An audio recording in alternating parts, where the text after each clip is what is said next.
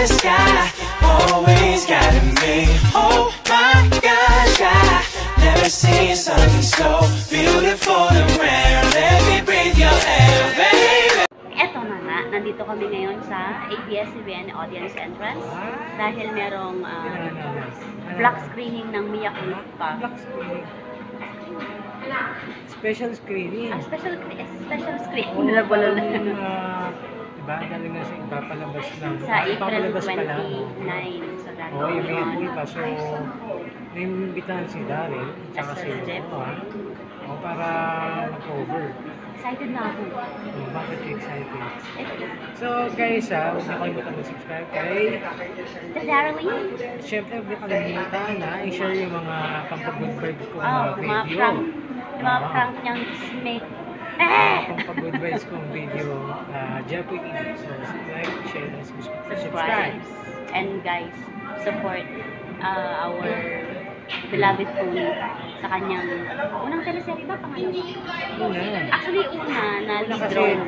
Lead role. Kasi diba siya si Jake isa? Oo nga pala, hindi niya una to kasi may ano nga pala siya. Corrected by. Ito naman, dami naman kasi sinasabi. Sige na. Babush. In 1, 2, 3.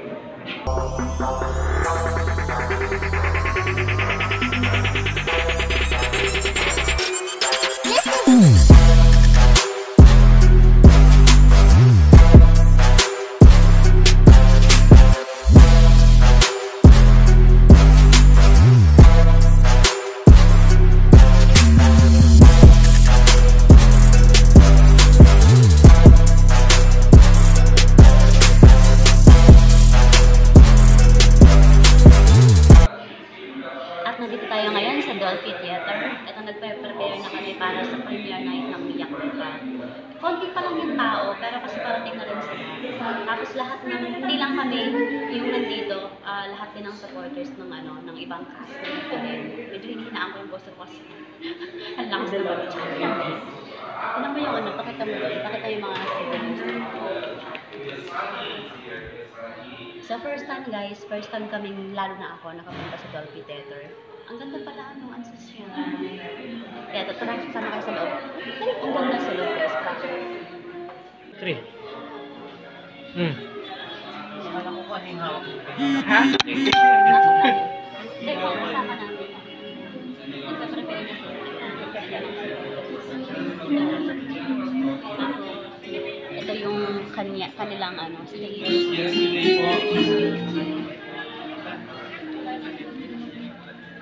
Bagay na ba siya? Charot. Ang ginawa. Ito, excited na ako. Parang kami pa lang, tayo kami pa lang. Pero mamaya darating na rin sila. Tapos naghahanda na sila ng mga banner. Yan, nagkakagulo-gulo. Nagkakagulo-gulo sila. Update na lang namin kayo. Mangyayari, as I mentioned kanina, we will do a special screening. So, ang daan nila. Again, tatawagin ko na po ang major members of the cast. J. Manalo, Ayan Munyi Laurel, Agot Esito, Ivana Alawi, Sandino Martin, Ketchup Eusebio, Kit Thompson, Tony Labrusca, Bella Padilla, and Jody Santa Maria. Please join the cast po. You have your mic na. We will have them greet. Let's start with Jay. Pabigay ng mic po. Kuya Jay, please greet everyone and thank them for staying and for coming today. Jay Manalo. Maraming salamat po sa lahat ng pumunta rito. Kahit nilindol po tayo. Yan po, ganyan po kalakas yung show na ito. Nanlilindol po talaga. Maraming salamat po. Thank you. And of course, Miss Ayen. Hello, Ayon. Dito si friends ko. Hello. Salamat po sa pagpunta nyo at stay safe everyone. Thank you. Thank you. And of course, Miss Agot. Thank you for coming. Thank you for staying. Thank the Lord that we're all safe. Thank you, Miss A. And of course, the beautiful, the sexy Ivana Alawi. Hi, thank you guys for coming. I hope you guys enjoy the show and stay safe. Thank you. And of course, Sandino Martin. Magandang gabi po sa ating lahat. Kahit ilindol tayo, sana mag-enjoy pa rin tayo sa ipapalabas ngayong gabi. Salamat. Thank you, Sandino. And of course, ang napakahusay. Catch up, Eusebio! Magandang gabi po at maraming salamat po sa pagdalo. Someone is missing. Where's... is Kid here? He went out. And of course, 2018 hanggang 2019 and more years to come, the very promising Tony Labrusca! Maraming salamat po for your time. Thank you for coming and thank you for supporting us. The beautiful, the talented, name it. She is Miss Bella Padilla! Thank you. Of course, she is back in primetime television, the one and only Miss Jody Santa Maria! Everyone, thank you for being here kahit na medyo may incident tayo this afternoon. Nakakapanlambot na, but everyone's safe naman. Sana hindi na kayo nahihilo and I hope you guys enjoy the preview tonight. We will, definitely. I heard it's a beautiful cut we're watching tonight. And of course, Direk Andoy Ranay! Magandang gabi po sa inyong lahat. Maraming salamat sa pagpunta and enjoy this screening. Okay, compressed, I'd like to call in the other members of the cast, please, on stage. Naka-white. Ayan, the complete, almost complete cast of Dreamscape News offering April 29. Sino ang May Sala, directed by Dan Villegas and Andoy Ranay from Dreamscape Entertainment. Are we good? So we can start now with our 6-hour pre. Requesting everyone to please set it down so we can start. At this point po, nakakuha na naman kayo. We really need to pray. We present to you husay na aktor, pinagsama-sama po dito sa Sino ang May Sala ang pagbabalik ni Miss Jody Santa Maria sa telebisyon.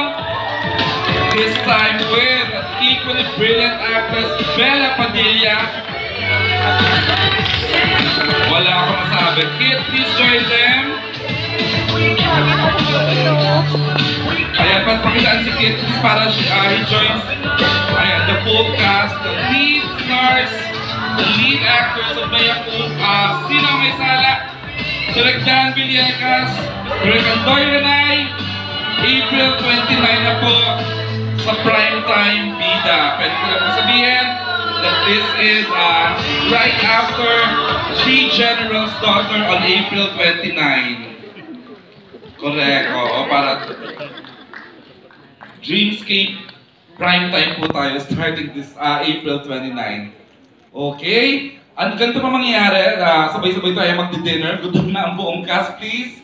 And then the cast, you may join the cast members sa dinner sa labas po. And you may have chika-chika with them. Thank you, Kid, Ketchup, Ivana, Sandino. Where's Direk Dan? Miss Ayan Laurel, walang kupas, napakahusay. Kid Thompson. At and of course nga, Bella Padilla and Jody Santa Maria. Okay, I know everyone's starving na. Dinner's ready outside, please. Thank you sa flowers. Tony! And of course the other members of the cast, thank you. Let's have dinner outside. Edsel, thank you sa beautiful vlog. Si Edsel, and of course si Ter, our CCM partners. Ayan, the main theme is recorded by Mr. Inigo Pascual. Direk Dan, please. Ayun sa Direk Dan, ano. And the creative team is Keiko, Nathan, RBL couldn't join us tonight. Ate Aiden, thank you. Thank you, Miss Liz. Thank you, Miss Jem, our EP. Ayan. Ate Jeannie, our associate producer, thank you for a beautiful special edit, special cut. Alright, pwede na po. We can go outside na and have dinner. I know everyone's good.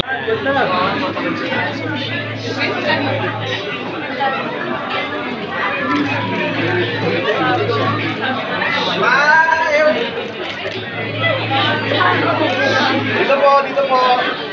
Doon po, doon po.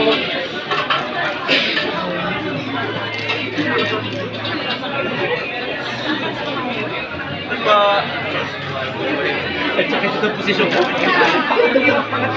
now is everything working for me? Everything's okay na planchado na lahat? Of course, I'm just very happy. Very happy. Very thankful that I'm working with amazing ensemble cast. I hope that all of you guys will like it. Ano sa mga para sa nalipot sa'yo whatever happens? Well, ayun, I wanted to say to all the fans who supported me throughout my entire career, thank you.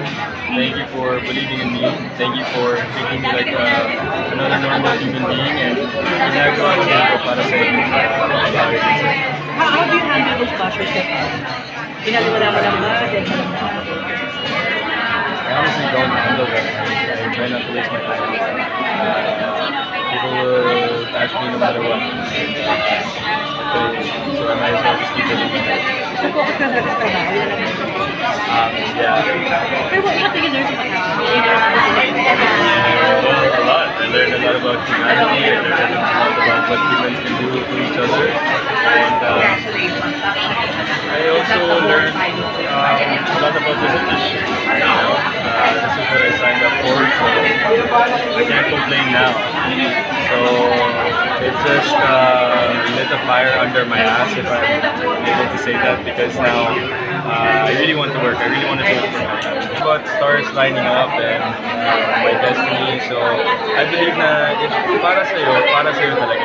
Nobody can ever take away what's not meant to be yours, and what's meant to be yours will always be yours. So I just took it day by day. I talked to God and I said, Lord, kailan bahala. What's meant for me will always be mine, and that's it. We all know that when you come in this business, ang daming intrigang pinapasukin ko talaga sa inyo. You have to have matakot talaga dapat ang soul. Matibay talaga dapat ang soul. Yung issue na but marami na rin, in fairness, marami na rin. And I love working here. Like I said kanina, it's parang on this show, it's the first time na hindi lang ako natututo as an actor from 12 years, but not just so he asked me about marami siyang share. He's very insightful, very, she's very deserving as a person. So I'm happy na at this point, at this phase in her life, na with this person. Kaya paano nakakasagap ako ng happy opinion. So I'm very happy. Anong tawag ito? Kasi sa teaser, yung isa sa pinaka-nagulat ako, yung sampalan mo. Parang feeling ko mas masakit yung sampal mo. Kay Joey. Sabi ko kasi, sinabi ko na sa kanya yun eh. Because ikaw ang gusto mo. Lagi kami nag-usap bago mag-take kasi meron pa kami ibang sampalan dito. Lagi kami nag-usap na ako kasi medyo mas matangkad ako kay Joey. So, parang yung mukha niya, kamay ko na. So, lagi ako nagtatanong gusto mo ba ng totoong sampal or nagayain natin. And never siya nagpadaya, ayaw niya. So, ako rin, hindi na rin ako nagpapadaya. Parang, sige game, kung sampalan na talaga. Pero ang mahirap. Lagi pag-cut yakap kami kagad. Kasi, siyempre, hindi mo alam na ba baka masyado magpasakit or hindi nag-work. Bukod sa pagtatrabaho mo with Jody, ano pa yung... Walang plan. Eto na nga, diba? Sorry pa kumain. Eto na nga, katatapos lang ng premiere night. Ano pala yun? Screening. Sorry naman. 10 linggong episode ng Mia Culpa, yun yung pinanood namin. So medyo late na rin ako sa trabaho. Pasok ko 8 PM. Anong oras na ba, Koy? 9:30 na. So kaya pa. Namamalat-malat na rin. Ang lamig, hindi ko kanaya. Sobra. Ang ganda. Kasi basta maganda. Kwento ko na lang sa inyo kasi gagawa ako ng panibagong gagawa ako ng separate my thoughts about this Mia Culpa Kineso. So yun na nga, malilate na kasi ako nagmamatay. Babush! Like the sky, always guiding me. Oh my gosh, I never seen something so beautiful.